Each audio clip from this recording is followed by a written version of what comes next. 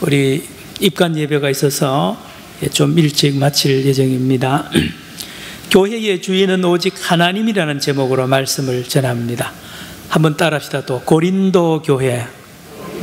예, 고린도 교회입니다. 고린도 교회는 참 소문이 많이 난 교회인데, 고린도 교인들이 모두 신앙이 뜨겁습니다. 대부분이 방언을 하고요, 열심히 얼마나 많은지 말입니다. 예언도 하고 신유의 은사도 있고요. 그러다 보니까 고린도 교인들이 그만 자기 자랑에 빠지고 무례한 자만에 빠지기 시작했습니다. 신약 성경에 자랑한다는 말이 53번 나오는데 고린도 전서에만 35번 나온다 그랬습니다. 자기를 자랑하거나 사람을 자랑한단 말이에요. 여러분, 그러다 보니까 사람을 자랑하다 보면 이제 누가 잘하나 이렇게 되는 거죠. 내가 더 잘하나, 아니면 저분이 더 잘하나, 누구 잘하나, 그러다 보면 이 교회가 사람들 자랑판이 되어버리는데, 이 고린도 교회가 그렇게 되어버렸습니다. 그렇게 되어버렸습니다. 그래서 어떤 사람은 바울파, 어떤 사람은 아볼로파, 어떤 사람들은 베드로파, 어떤 사람은 예수 그리스도파, 이렇게 파로 나눠서 서로 그 지도자를 자랑하는 이러한 지경에 가니 고마 교회가 4분 5열이 됐단 말씀입니다. 그런데 문제는 그 고린도 교인들이 왜 그렇게 됐는지를 모르는 거 있죠. 우리 교회가 왜 그래 됐는지 모르는 거예요. 그리고는 또 잘하는 줄 알아요. 우리는 신령하다고 모두 말하면서도 또 그렇게 분열이 되어 있는 그것을 이 바울이 듣고는 쓴 편지가 고린도 전서인데, 특별히 오늘 읽은 이 말씀에는 이 문제를 해결할 수 있는 놀라운 백신과 치료제가 이 말씀 안에 3장 1절부터 9절에 있습니다. 고린도 교회만 그런 게 아닙니다. 여러분, 우리나라도 참 안타까운 거, 우리가 한국 장로교회가 많이 나누어졌습니다. 복잡합니다만은 간단하면 그렇습니다. 일제시대에서 해방이 되었습니다. 해방이 되고 나니까 신사참배를 거부하고 감옥에서 옥고를 치르다가 추록한 목사님들과 교인들, 장로님들과 성도님들과 신사참배를 하고 밖에 있던 이 목사님, 장로님들, 성도들과 사이에 아주 이 묘한 서로 긴장이 형성이 됩니다. 그러다 보니까 서로 경계하죠. 신사참배 안 하신 분들은 신사참배한 사람들이 불을 보니 참 그렇게 보이죠. 그리고 신사참배한 사람들은 미안하잖아요. 그런데 이 신사참배 안 한 성도들, 목사님들이 자기들을 무시하는 것 같거든요. 그렇다 보니까 그만에 서로 갈라집니다. 이게 우리나라 장로교의 처음 갈라지는 원인이 된 것은 나와서 세운 교단이 고신측이라. 고신, 많이 우리 부산이 중심이 되죠. 고려신학대학, 고신대학이 그래서 세워졌습니다. 안타깝죠. 장로교가 처음으로 분열되었고, 6.25 전쟁을 마치고 이제 공산당의 치하에서 고생을 해보고요, 온갖 참 피를 흘리던 이 우리 한국교회 성도들이 이제 김일성이 공산주의하면 치를 떱니다. 치를 떠는 거예요.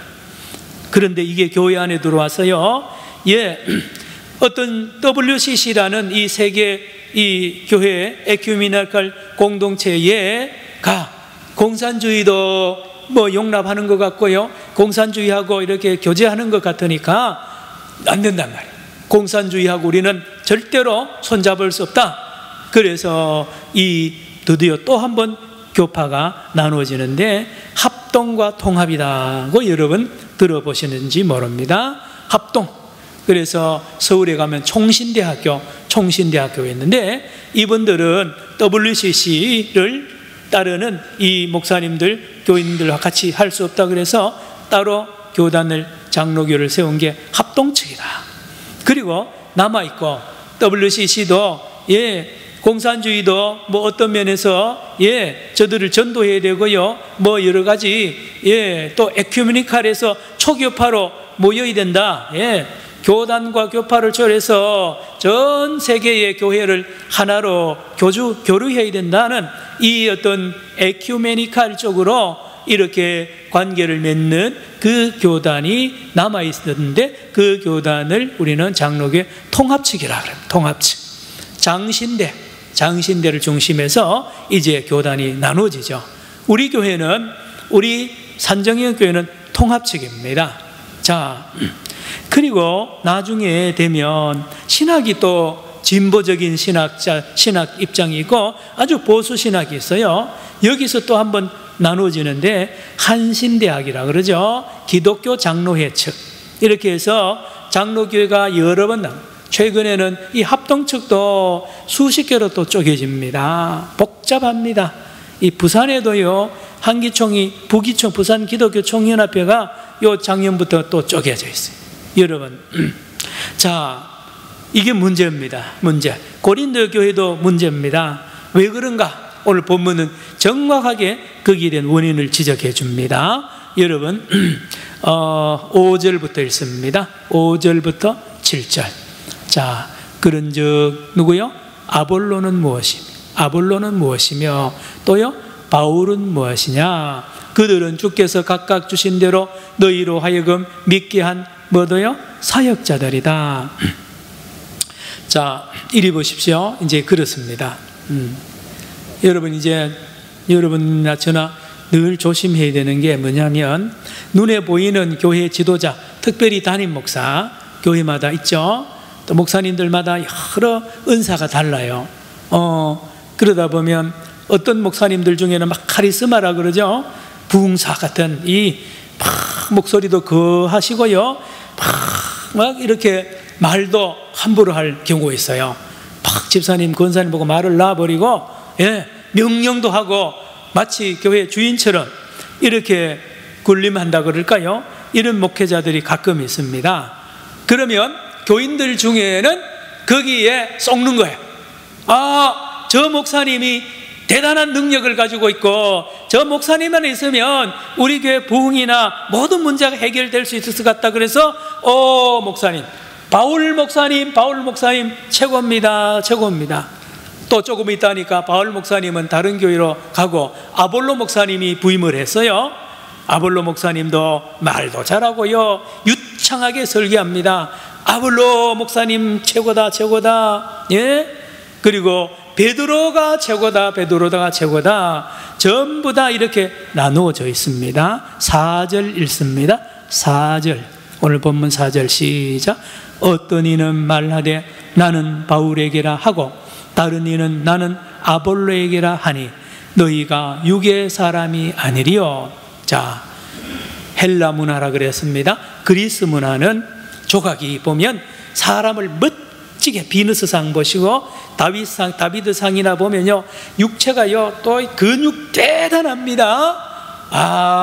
사람의 위대함을, 육체의 위대함과 이성의 위대함과 지혜의 위대함, 사람을 높입니다. 그래서 이 그리스 로마 문화에 보면 모든 신들은 사람 모양으로 되어 있습니다. 사람이 최고입니다. 사람을 따르고요, 사람의 지혜를 따르는 이 그리스 문화에 복음이 전가되어서 고린도 교회나 여러 교회들이 세워지는데, 이 무리, 이 사람을 섬기는, 사람을 높이는 이 문화가 교회 안에 들어옵니다. 교회는 이게 세상의 지혜입니다. 이게 교회 안에 들어오니까 교인들이 영향을 받아서 저 목사님이 대단하게 보이면 따라갑니다. 요즘 여러분들 아이돌 BTS 같은 친구들이 한번 등장되면요, 전 세계 많은 청소년들과 아주머니들도 그렇게 팬이 많아요. 미칩니다. 그 앞에서 막 손가락 하나 움직여도요 막 자질해지고요. 이게 사람의 이 모습이 있잖아요. 교회 안에도 그렇게 됩니다. 그래서 바울에게 속하고 아볼로에게 속하는 이런 문제가 생기는 거예요. 자, 들립니다. 바울 귀에. 자기는 원치도 않았어요. 자기를 존경하고 숭배하라는 말도 안 했는데 바울을 그래 따르는 교인이 그래 많대요. 그래서 5절에 찬물을 끼얹습니다.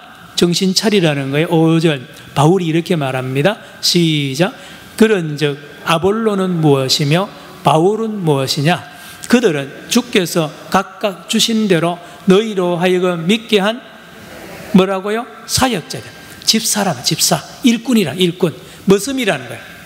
하나님이 고린도 교인들을, 하나님의 자녀들을 잘 섬기라고 하나님이 머슴을 데려오는 거예요. 머슴을. 그 머슴 중에 하나가 바울이고, 머슴 중에 하나가 아볼로고, 머슴 중에 하나가 베드로예요. 잘 들으셔야 됩니다. 예, 이 한국 교회나 고린도 교인들이 잘 못 알아들어가지고 하나님이 있고 목사님이 있고 교인들이 있고, 그래서 교인들이 목사님의 종이 되어야 되는 줄 반대입니다. 목사님이 성도들의 종입니다. 이걸 말하는 거예요. 하나님이 교인들을 섬기라고, 말씀과 기도로 섬기라고 머슴꾼들을 데려온다는 거예요. 사역자들이나. 왜 이게 이 말씀이 중요하냐? 성도 여러분, 고린도 성도 여러분, 바울을 그렇게 우상하지 마세요. 나 바울은 여러분의 종입니다. 종. 아무것도 아닙니다. 따라합시다. 아무것도 아닙니다. 아무것도 아닌 종을요 그렇게 높이고 예수님처럼 높이고 하는 이 고린도 교회 성도들을 향하여 말하는, 제가 아까 우리 장로교회 교단이 쭉 쪼개진 이야기를 말했는데, 그 원인이 그 앞장선 목사님들에게 있어요. 아, 그래, 신사참배 안 했으면 그건 뭐예요?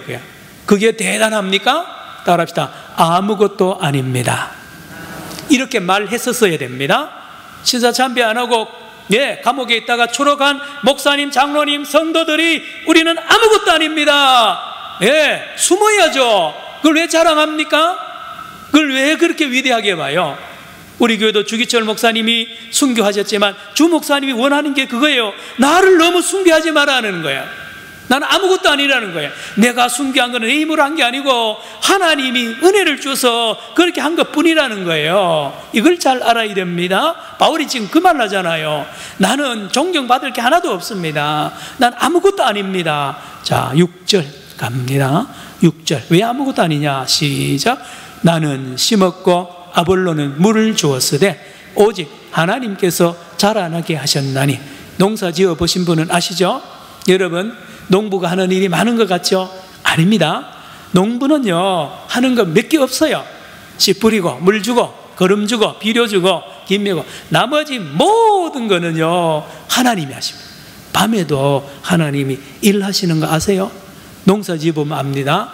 농부가 잠을 착 깊이 자는데도요 하나님 밤새도록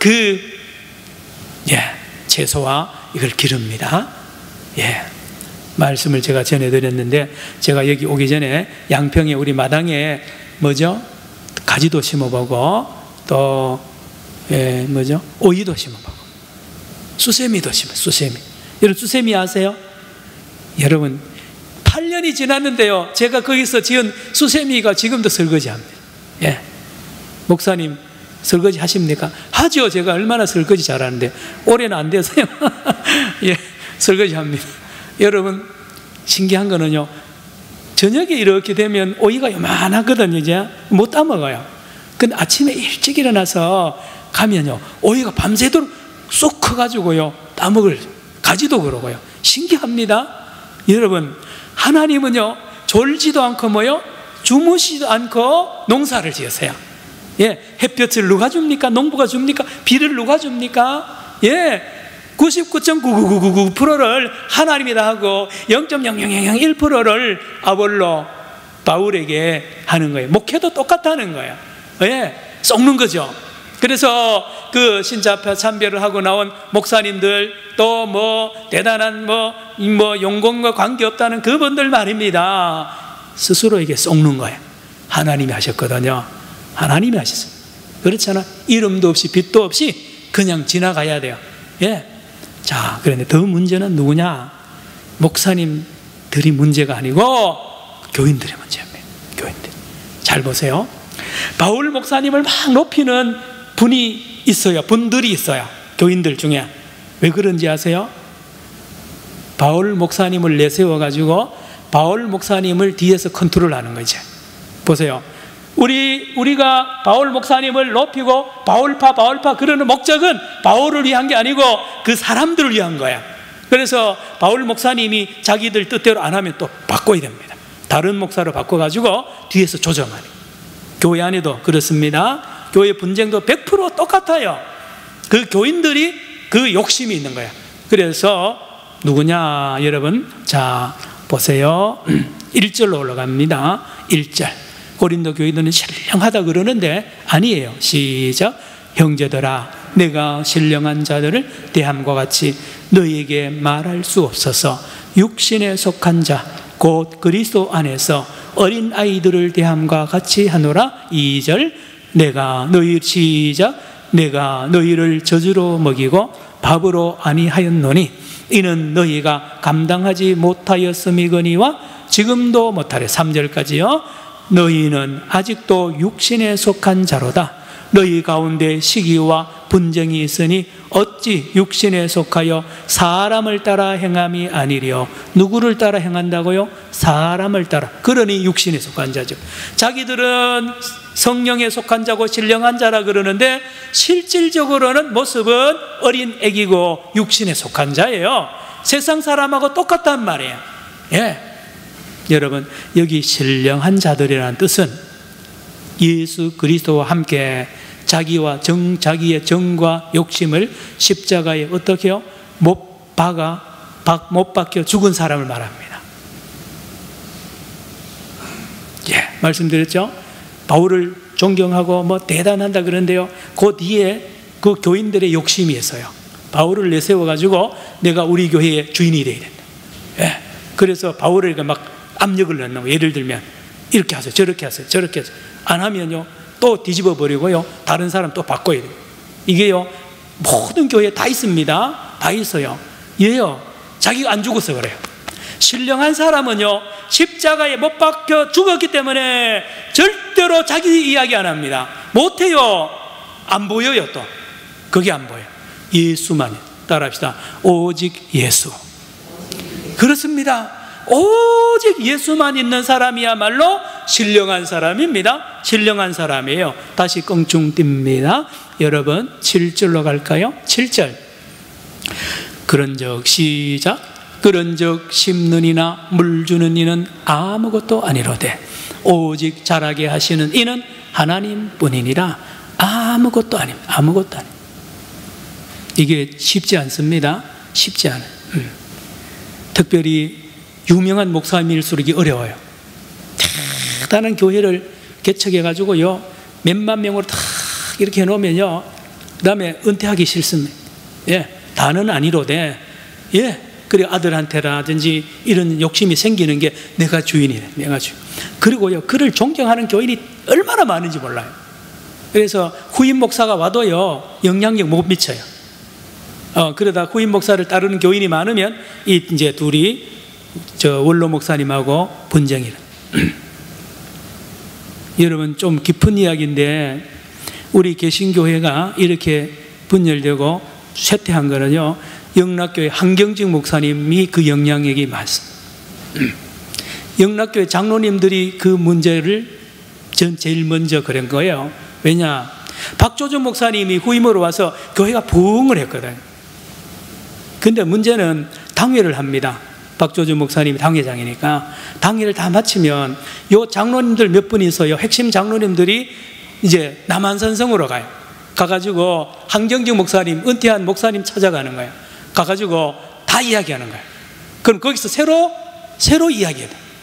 그러면 그 결정된 걸 가지고 와서 또 이렇게 하니까 한두 번이 아닌 거예요.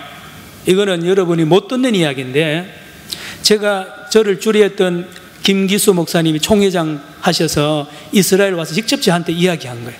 남 목사, 내가 총회장이 되었는데 내가 조용기 목사님하고 우리 교단 화해시키는 건 했다 지금 하고 왔는데 박조준 목사님하고 한경직 목사님을 내가 화해시켜야 돼. 무슨 말입니까? 하니까 이야기를 하는 거예요. 예, 이거 어렵습니다. 위대하고 대단한 글이지만 한 목사님의 그 하나님 앞에 약점이 고약점이 있어요. 예, 그래 갔다가요 이 전두환 정권에게요 돈 3만 불인가에 공항에 박조준 목사가 신발 밑에 돈 넣어가다 걸려가지고요 개신교가 뚝 떨어지고 지금까지 회복이 안 됩니다. 예, 여러분 사랑하는 성도 여러분, 우리 산정형 교회를 여러분과 우리 후대가 길이길이 하나님 앞에 영광스러운 교회로 세움을 받는 데 쓰임받기를 축원합니다. 그러기 위해서는 저 자신과 여러분도요, 아무것도 아닌 것을 알아야 됩니다. 하나님만이 우리 교회의 영원한 주인이 되어야 됩니다. 아멘입니까? 여러분 7절 다시 읽을까요? 7절 시작. 그런즉 심는 이나 물 주는 이는 아무것도 아니로되 오직 자라게 하시는 이는 하나님뿐이네. 여러분, 제가 감히 한 목사님 말씀을 드려서 참 마음이 아픕니다. 저도 아픈데 사실요, 사람은 가까이 가면 다 허물이 있어요. 예, 완벽한 사람인 줄 알고 가까이 가면 허물이 있다. 여러분, 저를 이렇게 몇 년 경험해 보시면 알지만 제가 사람을 가까이 안 해요, 교인들. 예? 누구하고 친하고 이런 거 안 합니다. 예, 물론 뭐 여러 가지 이유가 있는데 저를 가까이 하면요, 다 예, 문제가 있는 걸 다 아는 거예요. 서로 간에 상처 입어요. 여러분, 사람은 절대로 숭배의 대상이나 위대한 대상이 될 수가 없어요. 깊이 들어가면요, 추하기가 그지없고요, 더럽기가 그지없어요. 그지없어요. 예외 하나도 없어요. 제가 말했잖아요. 그 위대한 목사님도 마지막에 들어가면 욕심이 있는 거예요. 특별히 노욕이 있는 것입니다. 예, 저는 우리 참 교회 부임할 때 우리 교회 원로 목사님이 계신다는 거예요. 모두 우리요, 후임 목사들은 사실은 시어머니 때는 원로 목사님 계시면 신경이 쓰여요. 예? 그런데 우리 박광석 목사님 참 제가 존경하는 것은 우리 교회 한마디도 하지 아니하시고 저렇게 참 목회를 제가 마음껏 할 수 있도록 이렇게 하신 것은 참 은혜입니다. 예, 귀한 어른이세요. 말씀을 마칩니다. 성도 여러분, 저와 여러분, 우리 하나님의 이 교회를, 우리 대한민국의 한국교회를 아름다운 교회로, 그래서 이 고린도 교인들이 바울의 이 편지를 받고 회개합니다. 회개해서 사람을 높였던 모든 죄를 회개하고 오직 하나님만을 섬김으로 말미암아 이 고린도 교회는 아름다운 교회로 회복이 되었습니다. 그래서 고린도 후서를 쓸 때에 바울이 너무너무 기뻐했던 거예요.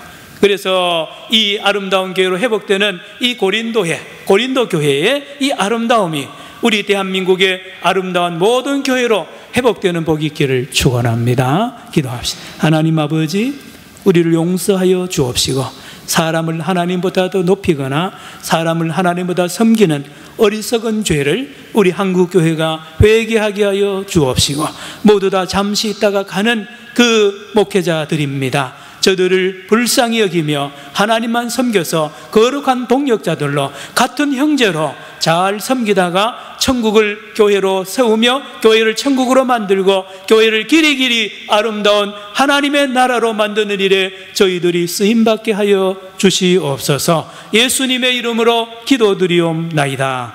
아멘.